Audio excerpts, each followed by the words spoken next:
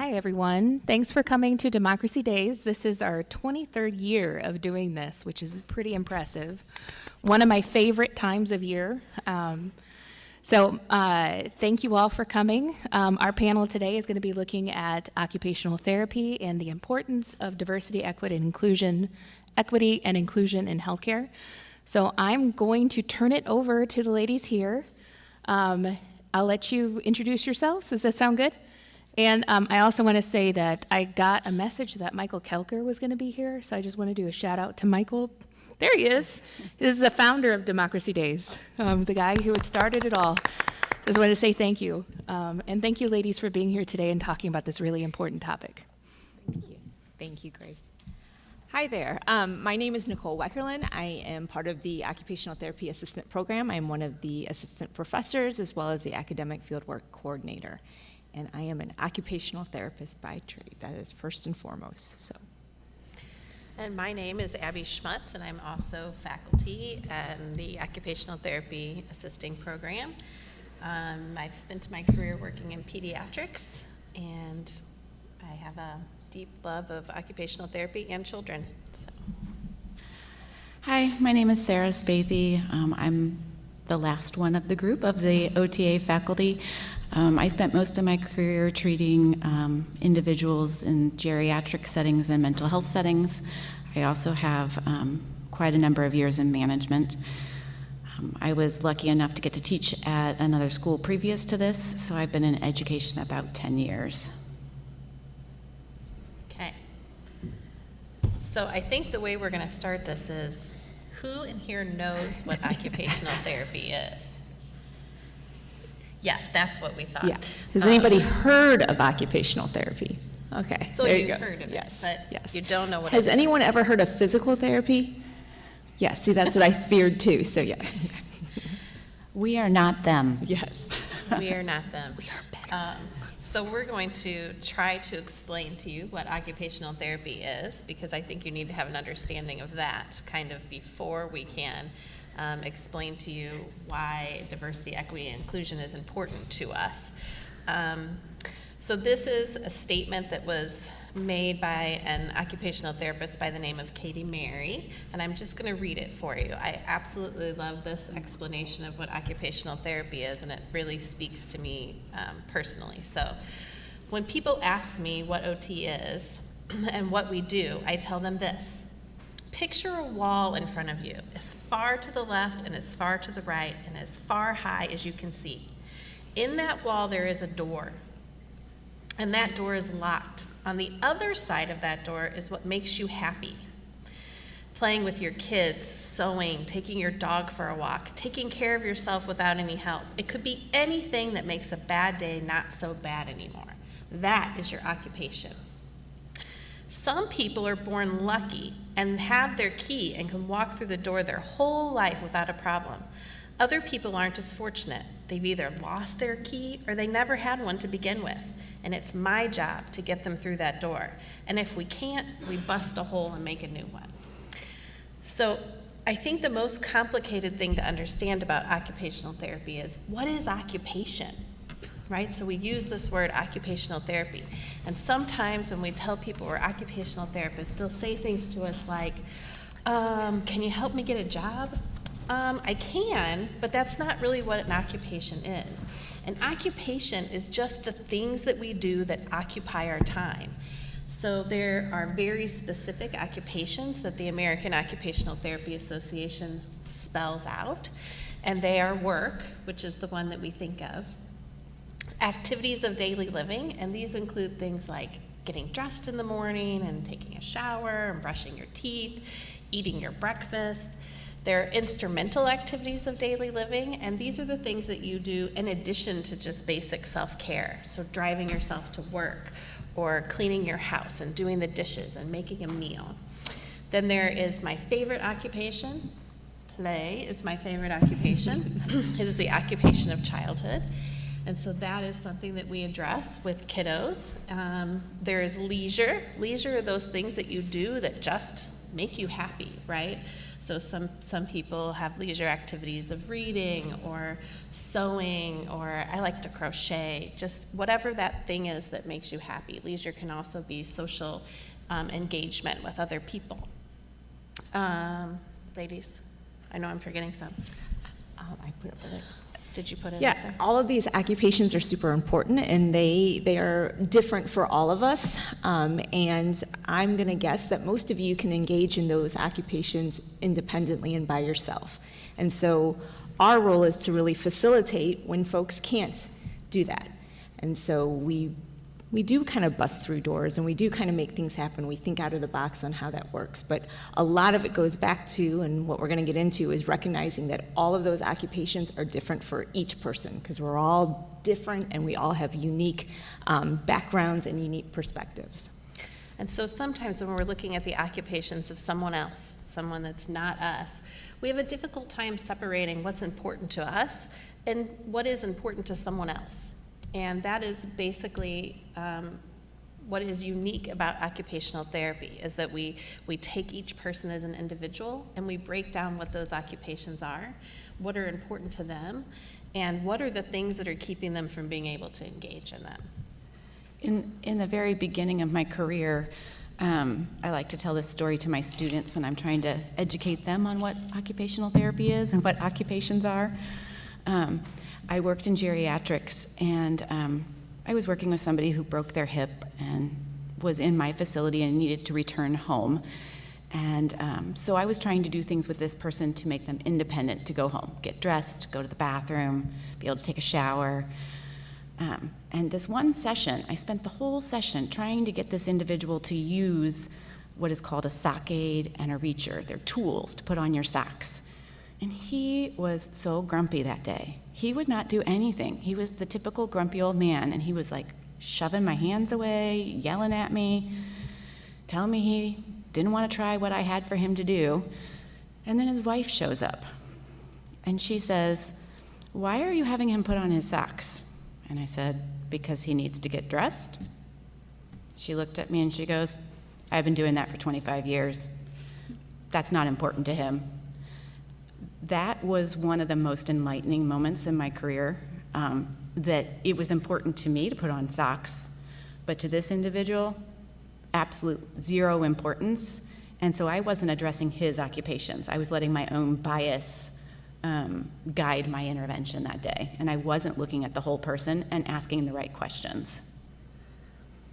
And this happens frequently in our jobs because we don't know what's important to other people. And the best way for us to understand what is important to other people is to ask the question, right? What is important to you?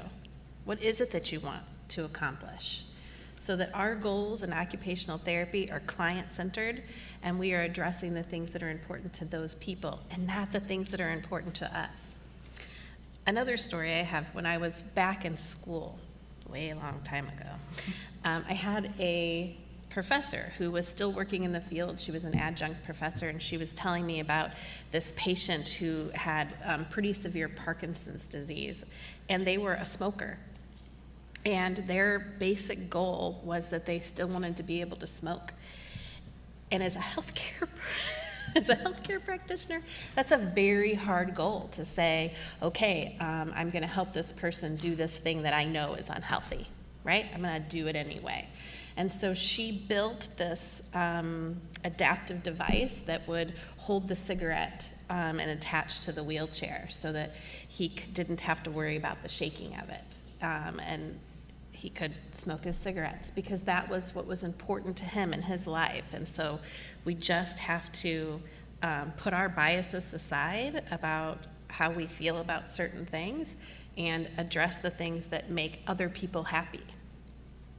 I think also some other examples of that is when I also have worked in pediatrics, and when you are working in that, you're working as a unit with the family, with the parents and the caregivers.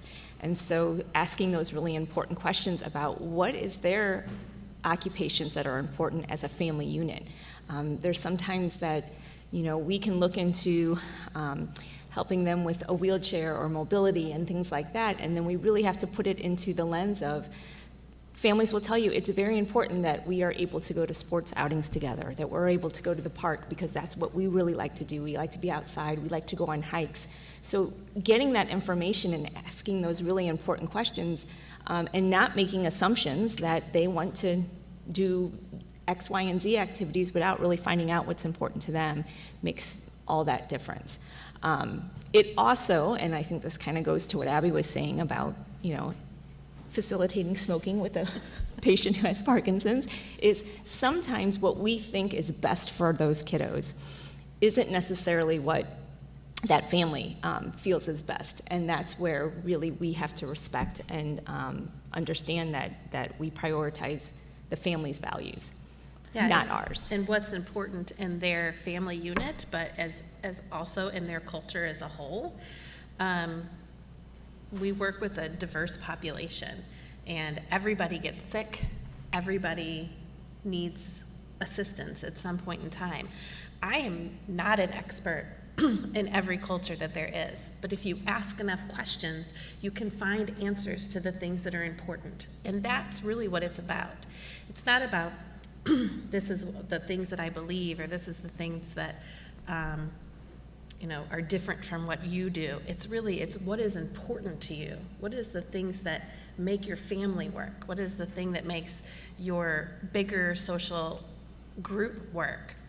I had a student once who I was actually filling in the summertime at a school district, and this kiddo was 15 or 16 years old, and he couldn't feed himself. And he didn't have a goal for self-feeding, and I felt like he had the motor skills and the cognitive ability to do that. And I started asking questions. I asked some questions to the paraprofessionals in the classroom who worked with him for a long time, and I asked some questions of the teacher, and I asked some questions of the parent, and it turned out that in the culture that they live in, it is typical for the mom to feed children up until they're teenagers. Typically that looked like someone who's working really hard on homework. We don't want them to have to stop, so we feed them.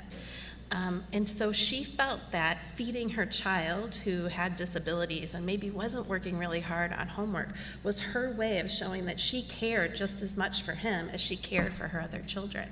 And so it wasn't important for them that he learn how to feed himself. It was more important for them that he was shown that he was loved through the act of being fed. I just always, through my career, sorry, Nicole, have been surprised when I ask the questions. Super loud. Sorry. When I ask the question, what is important, or what do you need to be able to do, or what do you want to do? The further I get into my career, and I'm still practicing with geriatrics on the weekends and during the summer, the more able I am to ask questions to my clients to really ferret out those important things. A lot of the things that we do with people are very personal. Getting dressed with somebody else is very personal. Going to the toilet is very personal. Having someone wipe your bottom, very personal. Or not wipe your bottom if you use a bidet. And so one of the things that comes up frequently for me is sexual activity. And in the beginning of my career, that was incredibly hard for me to talk to people about. But that is a basic activity of daily living, and it is usually one of the most important. I imagine most of you can understand that it is one of the most important things to most of my patients, that they want to resume the sexual activity that they were doing prior to the injury or illness. And what can I do to facilitate that? And sometimes I have to really step back, because in my mind, I'm like, well, you can't even get out of bed. I'd like you to be in a wheelchair, or feed yourself, or do this other thing. But okay, first we're gonna take a step back and figure out how you and your partner can have an enjoyable sexual encounter, and then we'll figure out getting out of bed tomorrow. And that's one of those things where I, as the clinician, have to put all my thoughts about what's important for that patient behind me and do something that's really personal with them. When I first graduated, you kind of have that inflated, like, self-confidence that you kind of know it all, and shocker, you don't. And this is prior to myself personally having kiddos. And so I, was a pediatric school therapist, and I would give these recommendations to parents and have the expectations that they were going to do these activities with their kiddos and all of this. I became a much better clinician after I actually had kiddos of my own. And so it wasn't because I had more expertise, or it wasn't because I had more experience. I think I finally realized that I needed just to listen and not make all those assumptions. And that is a learning process I think we all do, but I think I really needed to see, like, oh, wow, all families are different, all have different values, all have different schedules, all have different needs that need to be met. And for me to make these recommendations or assumptions is not thinking holistically, and that is really what OT is focused on, is being holistic and looking at all areas. Yeah, I wasn't that good. And you didn't even ask the parents, right? You just sent the I recommendations. just told them what to do and just said, this is what you do. And like, and also like, oh, I can't believe they didn't do this. And like now, like, They boy. probably don't even care about their kid. Yes. Like, I can remember these thoughts as a 22-year-old and not understanding what it's like to be a parent. And I am now a parent. I'm not a parent of a child with a disability. So I still have to sometimes check myself. Like, yes, you work with kids with disabilities. Yes, you have your own children. You have no idea what it's like to have a child with a disability. You know, those assumptions have to go away. And the only way that we can get to a place of understanding is to listen. I think the really unique thing that we keep saying about occupational therapy is that our perspective for our entire profession is to look at the whole human, as opposed to the rest of healthcare, where they tend to look at a specific part of the human, or a specific injury to the human, or a specific disability or deficit. We don't look for deficits per se. We look at what you want to do, and we help you accomplish whatever that is. And that is a very different lens to approach somebody with than the rest of the healthcare professions that we are used to in the United States. Well, absolutely. And to take that up even more, you are not defined by your disability or your diagnosis.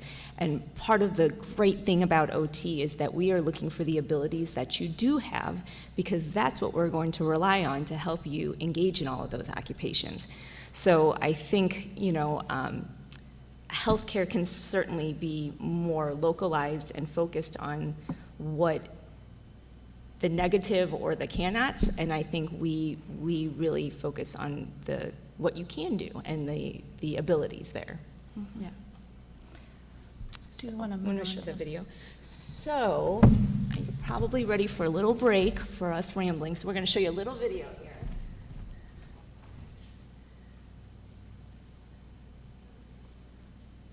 Chewy can help your new pet feel more at home. Shop today for everything they need: food, treats, advice, and toys. No matter what comes your way, whether it's an illness, an injury, or disability, you and your loved ones still have the power to influence your health in the ways that matter to you. Occupational therapists know that a vital part of healing is staying involved with the life you have worked so hard to build. And that means finding ways to engage in the activities you love and to spend time with the people that you love. We know that even when your health has changed, you are still a mother, a driver, a teacher, an engineer, an athlete. We work with you and your loved ones to help you heal, to help you get stronger. And when it's necessary, we help you choose the best technology and equipment to help you stay involved. That's because occupational therapy is all about keeping you at the heart of the matter. We work with you and your loved ones to help you live a life you love. To learn more about occupational therapy, visit otpotential.com.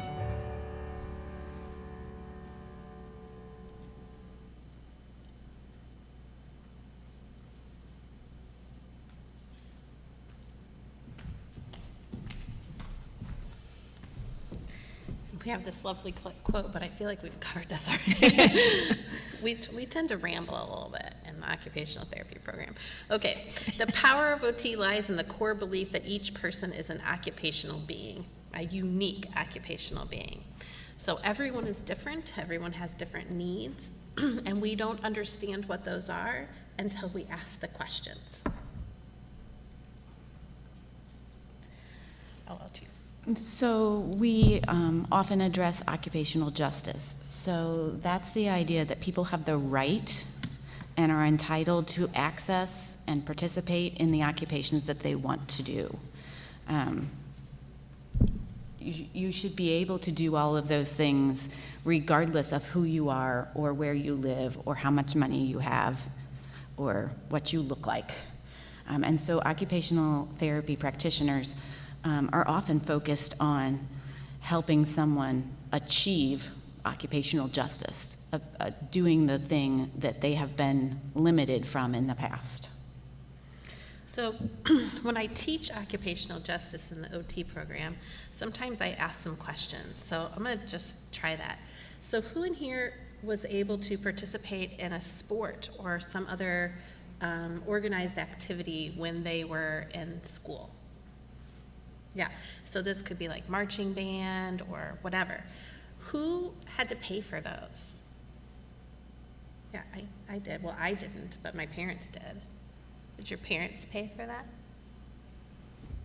If you didn't have the opportunity to be able to afford to pay for those things, would you have been able to participate? That's what occupational injustice sometimes looks like. The biggest population of people who have occupational injustice and occupational deprivation in this country are prisoners. People who are in prison really don't have the opportunity at all to engage in satisfying occupations. They are told when to get up, what to wear, when they can eat, when they can go to the bathroom. There are very few leisure activities that are available to them, and when they do them, it's on a time schedule that's set for them. Help me out here, guys. Well, I was just thinking that the next population below the prison population would be the older adult population that are housed in facilities across the United States. When you live in a facility where you receive care, and this could be adult or child, this could be any age, somebody else decides when you do everything. So you don't get to take a shower when you get up because that's not on the schedule for today. Or you don't get to have a late night watching movies because you don't have a TV in your room, or you don't have HBO, or you don't have access to the things that other people do. Somebody else is making all those decisions, and they're making them not based upon unique people. They're making them based upon what works for the facility or the organization to manage or to control. So there are occupational therapists, any of them, but there are occupational therapists out there who work really heavily in community settings to try to bridge that gap of people who can freely engage in their occupations and those who are occupationally deprived. How do we bring occupations that are available to people in St. Charles County high schools to students who are not, who are in inner city schools whose parents don't have transportation to take them to things, who don't have the money to afford the equipment needed for those after school activities. And it's the idea of the profession that it's not only just individuals that we should be working with, but community systems as a whole. One of our roles, as well as helping folks get to engage in these occupations, is advocacy. And sometimes folks cannot access certain things because let's say, a physical disability or a cognitive disability. But then sometimes there's just barriers out there, or education that's not provided to other individuals that interact with others. So that is also a giant role as well for OT, is making sure that we're advocating to make sure that access and equality is there. I keep thinking that, and I gotta do this. Okay, so here's some outcomes of those occupational injustices. So there's occupational imbalance. Certain populations are unable to reap the benefits of economic production. So if you live and are born into an area where the poverty level is very high, you don't have the same opportunities to engage in occupations. Occupational marginalization, that's a decision-making process, is actually taken away from people that are attempting to participate in occupations. And then we have occupational deprivation and occupational alienation. Occupational deprivation means that someone or something else is keeping people from the occupation. So the example of prisoners in the prison system or the jail system is a good example of people who have occupational deprivation. Also, long-term care facility people. Can you tell I'm the geriatric person? Also, alienation can occur when you have long periods of, say, isolation from people. So during COVID, Yes. We had to pivot and change the way we taught school. So all students, mostly, did Zooms for a long time, and that led to some occupational alienation for people. They weren't participating in the same type of learning and education opportunities that they would have if they were in the physical location. I think that's a great example of occupational alienation. So we've kind of talked about this a bit already. It takes a lot of self-awareness to be a good occupational therapy practitioner, to be able to say, this is what I think and want, but that's not important. What you think and want is what is important in this session. And that is a challenge. And one of the things that we teach our students about is cultural humility, being aware of and respecting all the differences that exist in between people and cultures. I think too, you know, in terms of the words that you're seeing up there, is cultural competence is important, and that is, you know, recognizing differences and acknowledging those. And cultural humility really takes it that step further, is turning it on yourself and saying, I just don't know everything, and I'm just going to be a really good listener. And really that's a different state of awareness. And that is one that is just so important in our interactions with our clients, or our patients, or our families, because it's really gives us the opportunity to address in the most holistic way possible when you're just really a good listener. So. And it is, can be a humbling experience, and you need to be humble to accept it. In the beginning of my career, I got somebody all ready to take a shower and wash their hair, and she just stared at me as I was pulling out the shampoo and the conditioner. And finally she said something. She's like, and I cannot mimic her tone, but it was full of scorn. And she's like, what are you doing? And I said, well, I was going to help you take a shower and wash your hair. And she, in very succinct words, educated me that she was a black woman who had hair very different than mine, and if I used those products, I would ruin her hair for weeks, and that I better step away. And that was one of those early in my career, very humbling experiences where I realized I was not being culturally aware. I didn't ask or question, if she washed her hair the same way I did. I just assumed, and it went poorly. And the problem wasn't that Sarah didn't know that she washed her hair a different way. You can't know all the things that there is to know about every culture, every different race, every different anything. You cannot possibly know. The problem is that she assumed that it was the same. I didn't ask. If she would have just said, how do you go about washing your hair, right? What kind of products do you use when you wash your hair? Just the knowing that there could be a difference and asking the questions is what makes the difference to our patients. Or allowing that opportunity, I think, Yeah. too, is sometimes we even make assumptions on how people are going to get out of bed. Like, you know, we're the experts in mobility and positioning, and we want to tell them, like, now you need to roll over, you need to sit up straight, you need to do this. And sometimes we're just like, can you get out of bed for me? Because we all do it differently.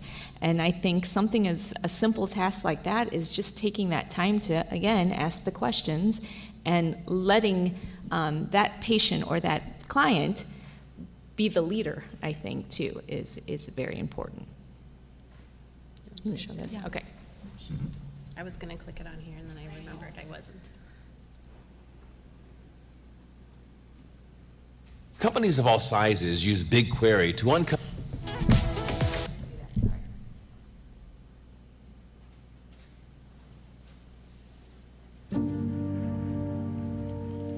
I felt like I was in a jail because I knew that I wanted to be in a space that was safe, but I was imprisoned in this uncomfortable environment. It was like concrete and a few weight adjustments. So not only was it physically imprisoning, it was mentally imprisoning. How am I going to get out of here? That's really what I was thinking instead of listening to what the doctor said. I was thinking, how am I going to get out of here? I even remember going to the doctor and the doctor asking if I had a wife or if I had children and things like that. And it was like, I've been coming to you for months and you didn't know that, or you didn't even ask or take the time to get to know who I was. But just hearing those questions of how's your wife dealing with this, or how are your parents dealing with this, you don't get to know that. And so the doctor didn't get to know who I was as a person outside of just, oh, this is patient, whatever my unique identifier was. So I was just a unique identifier for him. You may misgender a person. You may call them by or call them a different pronoun or something like that. People fall out of care all the time, and sometimes what we don't realize is when we don't have that relationship with our provider, that could be the reason why people fall out of care. They may feel neglected as a human being because the provider doesn't get to know that person.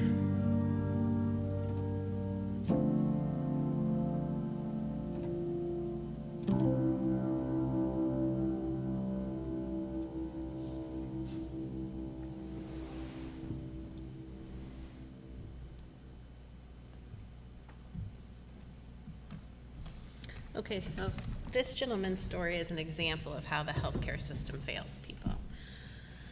Who's been to the doctor and the doctor talked to you and you had no idea what was going on? Yeah, and I'm in healthcare, right? So sometimes they don't ask questions, they don't get to know what's going on in your life, they don't get to know who you are as a person. This gentleman, I don't know if you really caught it, but this was an HIV awareness project that was done. And so he was HIV positive, and the doctor that he went to see made certain assumptions about him without asking any questions, right? And so it was months in before he asked him, do you have a wife or children? And he did, and he had never asked those questions before because he had made assumptions about who he was, right? This is probably a single guy, doesn't have a family or a partner, he doesn't have children. and those assumptions were wrong. And so he wasn't provided with the best care. And that's what we really need to address in healthcare, is this idea that we have biases and assumptions are made, and we aren't asking the appropriate questions. And we aren't getting to know, well, we do, but other healthcare practitioners maybe don't get to know their patients in a way outside of what their diagnosis or disability is. This doctor was just trying to treat HIV. He wasn't trying to treat this person. Yeah, that's a huge piece, and what we talked about earlier is being defined by your diagnosis or your disability. That is not the case. You are a person with a whole bunch of backgrounds and a whole bunch of different, preferences and likes and things like that, and that is what we want to make sure that we highlight when we work with our individuals. And we have to just kind of display a attitude of openness as well. Like, maybe there's not a question that I can think of that I need to ask, but if you know that I'm open to listening, maybe you'll tell me the things that I need to know, right? One of the things that we do in the OTA program is all of our name badges, ours and our students, all have our personal pronouns on them.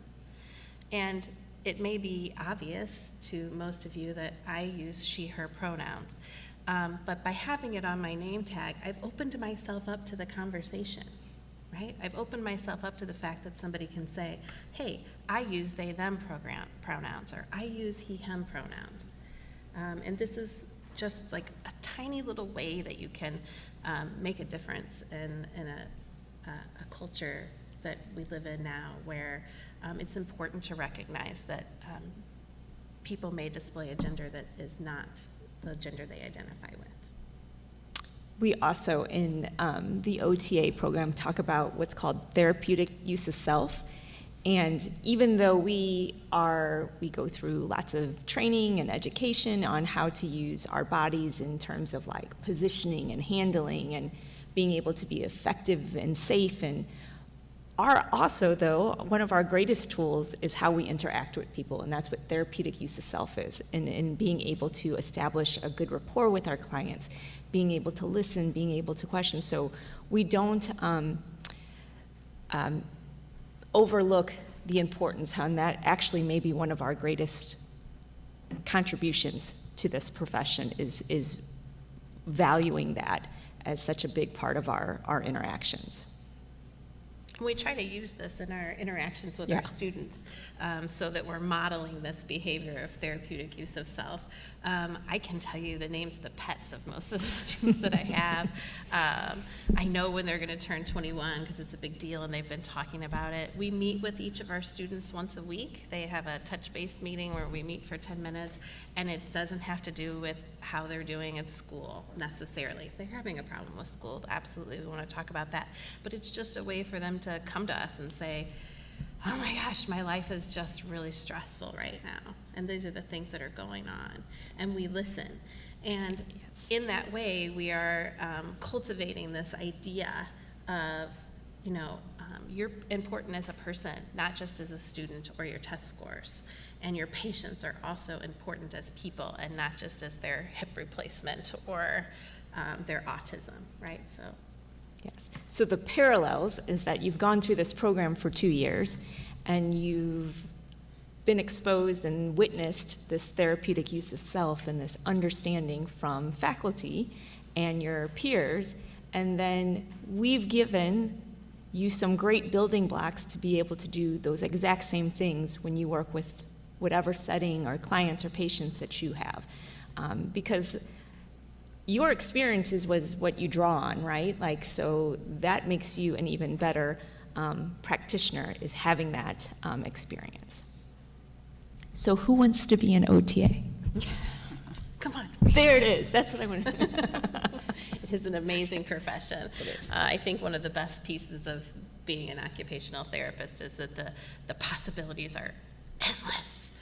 I don't ever want to do this job over here. You don't make me work with the old people, please. But she would also say, don't make me work with these people over here.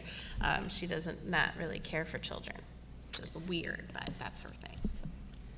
I tell students all the time that if I had, and think we've all been doing this for 25 plus years or whatever, but that if I was in your shoes and had to do it all over again, I would have chosen the same profession. And I don't think a lot of people can say that. Yeah. I really, like, my journey has led me here, and I am very excited about that, because now I feel like it's kind of full circle that I get to tell all my experiences that I had.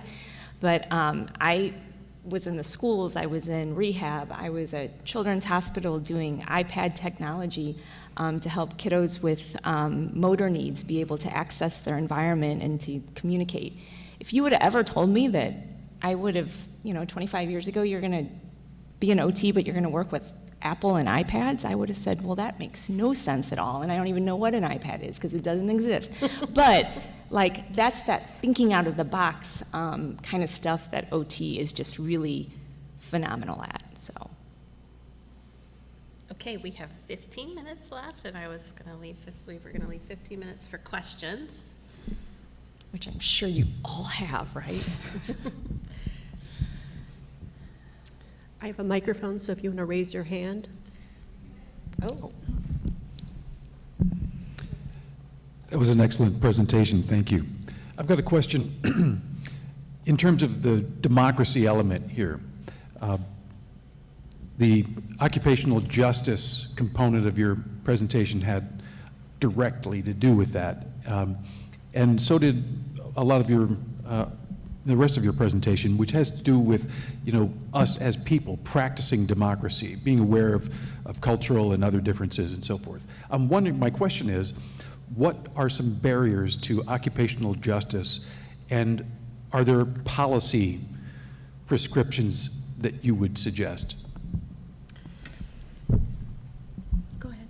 So we have a organizing body, governing body for occupational therapy that is American Occupational Therapy Association, and they provide lobbyists in Congress to address those societal occupational injustices, as well as very specific, how are we treating people in diverse populations? How can we get more occupational therapists in the places where they need to be in order to address those deficiencies? There's also, Sarah is, I don't know, the chair of the St. Louis branch of the Missouri Occupational Therapy Association. So. Yes, so at a state level, there are also occupational therapy associations that work within the state to address concerns for the clients and the practitioners in that state. A good example in the state of Missouri is that we have been advocating for equal care for children on Medicaid for a long time, equal care to the care that children who have private insurance get. And one example is that occupational therapy is not paid for children on Medicaid. So they are deprived of us, and we're wonderful.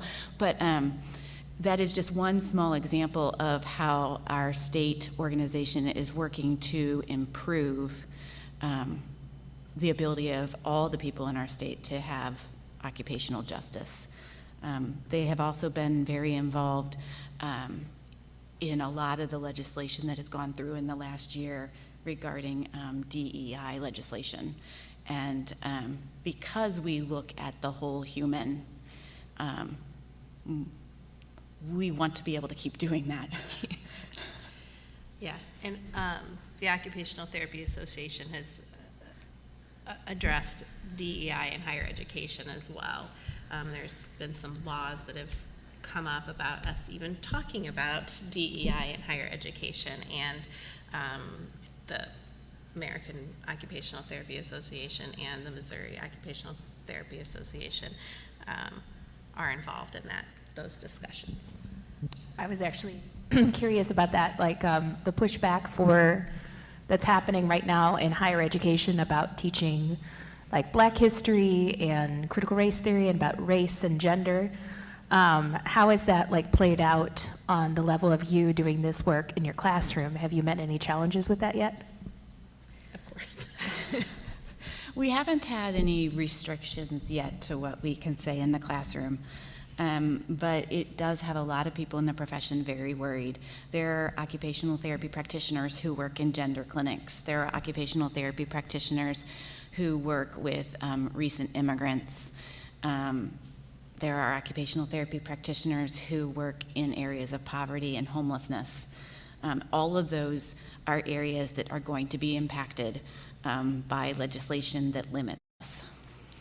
In addition, we call it ACODE, but it's the American Council of OT Education, and those are standards that our program has to meet to keep our accreditation, and some of those standards involve... Say that we have to address So equity, that's diversity, part equity, of what we inclusion. do. So it seems a little ridiculous to us that sometimes these conversations come up of a profession that we've already grown to love, but like, that's part of who we are. So Yeah, I don't think a lot of people realize like it's more than just like history classes. Like it yes. goes across the board to like nursing and like you know, allied health type classes. And it's crazy because it's in your like program requirements, accreditation and then the state is requirements. coming in and saying you can't do that. That's interesting. Anybody else have any questions? There's one over by you, Lindsay. So like working with so many people throughout the years, have you ever found it hard to move on from a patient to another patient? Always. Yeah. We become very attached to our clients or patients, whatever the term is that we're using in the setting that we're in. When you work in the school system, as Abby did, she's with those kids all year long, and they become part of her family. The older adults I work with, I know all about them, and when their families walk in to visit them, I ask the families about the grandkids. You know, one of the huge benefits of being holistic is that I get to ask everybody all the questions and learn all the things about them, which makes my life fuller and better. And yes, it's very hard to move on from some patients. Luckily, when you work in the school system, if people don't move away, sometimes you get to have kids for a real long time. I have a couple of, I call them my friends because they are my friends now, that I had when they started preschool at 3, and I kept them I was at that school district for 10 years, so I left them just before they graduated. But I got invited to graduation parties. You know, they become part of you. They become part of what makes you good at your job. They fulfill my life just as much as I fulfill theirs. Do you think occupational therapy would ever like become part of like a teaching curriculum in the future, like just being a person to your students? I don't know. So that's kind of interesting that brought that up, because I feel like in the education realm, in the general education classrooms, whether it's like early childhood or elementary or secondary education, that they're starting to get more input from OTs in terms of like, you know, paying attention in class, sensory integration, all those kind of things that help you focus and participate in class. And how can you know, you hear the big buzz about flexible seating now, and that's us, right? And fidget toys. Like Nobody knew about that before we were here. Yeah, we've been doing that for years, yes. So, but I think understanding that we're all learners, but we learn differently, and OTs are great at that. So kind of bringing things that used to be special education to general education is exactly what you're talking about, is trying to ingrain those two. So, And the OTA curriculum does that. Our students are all allowed to sit on balls or sit discs or have fidget toys or have snacks or get up and walk out if they need an attention break. We're really lucky that we get to be OTs in the classroom as well as OTs in life.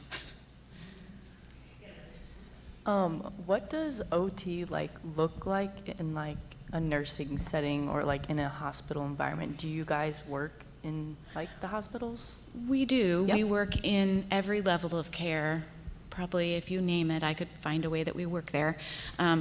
In acute care, which is sort of what I think you're asking about, where someone's pretty sick and went to the hospital, there's a lot of occupational therapy roles. Occupational therapy usually looks at them, talks to them, finds out what's happened, And what do you want to return to with or after this hospital stay? Sometimes it's a really easy hospital stay. You had the flu and you're dehydrated and now you had fluids and you feel better. Sometimes you came to the hospital and you had your leg amputated and now you need to learn how to do all the things without that leg, and then you need to get a new leg, and then you need to learn how to use a new leg, and you need to learn how to take care of your kids with that leg and how to have sex with that leg and all the things. So those patients usually go to what we call a rehab setting, and a huge amount of occupational therapy practitioners work in that rehab setting, where they help people get back to being at home. Yeah, in acute care we only see them 1 or 2 times and usually kind of push them in a direction.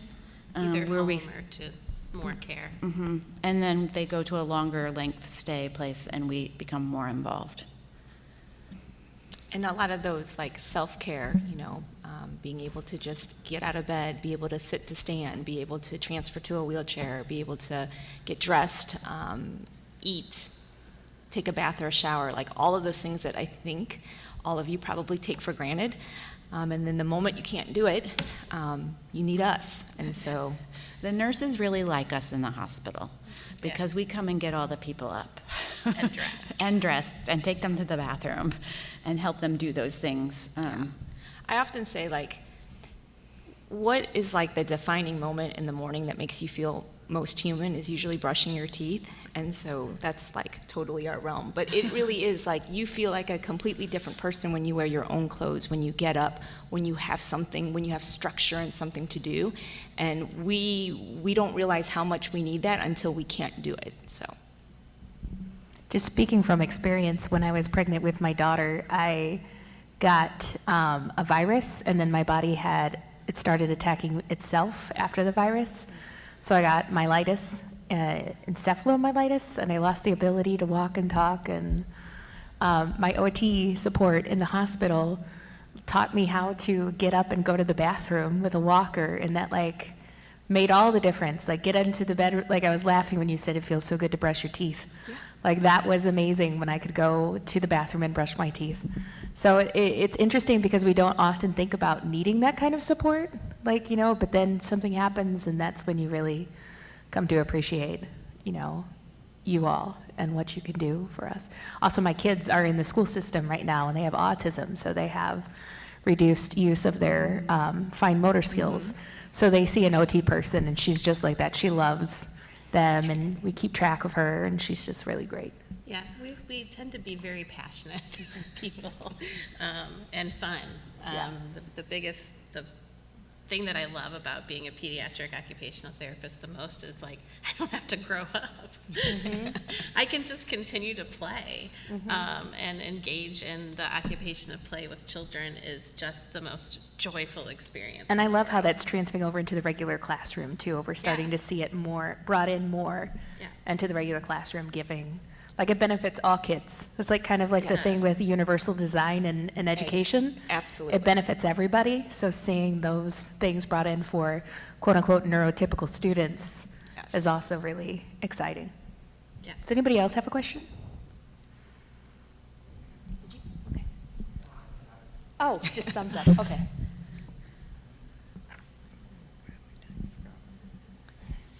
If anyone is really interested in more information about the OTA program, we are certainly here to chat with you and we can give you our information as well. So, just out of curiosity, do you guys ever do like robotic type stuff? Like I have a friend who's an occupational therapist and she works with people who are in wheelchairs or with disabilities, and she comes up with all these type of devices to help them adapt. Like one parent wanted to wear her baby, but she didn't have the same mobility used with her arms. So my friend came up with like different strategies to help her wear her baby. And it was like robotics. It was pretty cool. There are many areas, like specialty areas of practice in terms of, and I think we've all kind of found our own little like areas of expertise, and I think that's what's so exciting is because and even to our students today, when they come to us, they're like, I don't know if I want to work with kids or I want to work with older adults, I think I want to work with both. And I always tell them, I'm like, you can do both. can do both. You don't have to choose. You can, there's so many different areas that you can work in and different settings. And I think that's what is so exciting about the profession. I feel bad for asking all the questions, but can I ask each of you what your favorite success story is? Like when you look back at your career, like what are you most proud Sure. of? I'll share. So this is an idea of not really understanding what people are capable of. So I had this kiddo who had autism, and he was nonverbal, and the speech language pathologist and I worked together to get him an assistive device that's called LAMP, Words for Life. It's linguistics assisted motor planning. And so she took the linguistics part, I can't say this word, and I took the motor planning part. And so how the board works, it's like an iPad or some sort of tablet, and there are pictures on it. And the idea is that the pictures don't really matter, it's the motor planning of where they are. So it goes from screen to screen, and as you push one button, another screen pops up, and you push another button. And we didn't have real high hopes for this kiddo. We were like, I don't know what we should write the goals about. And so I wrote a goal that he would he was in first grade, be able to use the keyboard part of it to type out his name, just his first name. That's all I wanted. The first day that I went in with this device and I turned it on, I put the keyboard on, and I said, okay, buddy, we're gonna write your name today. This is gonna be so exciting. And I tried hand over handing because, I took my hand and handed over hand because the idea is that it's a motor plan. So you just get in the habit of touching in the correct place. And we did his first name, and he put space and his last name, enter, and hit the button that made it talk. I was like, we need to up this goal. He's going to master this thing in no time. And he had so much to say. And we never knew that he had all of that in him because he didn't have the means to communicate it yet. And he would type me just random funny things sometimes, and he was like, I don't need these pictures. He just wanted to use the keyboard because then he could create his own things, and he was hilarious. It turned out he was so funny, and he was just this kid that barely made eye contact and didn't speak and didn't respond to his name being called, and it turned out he had lots to say. Amazing.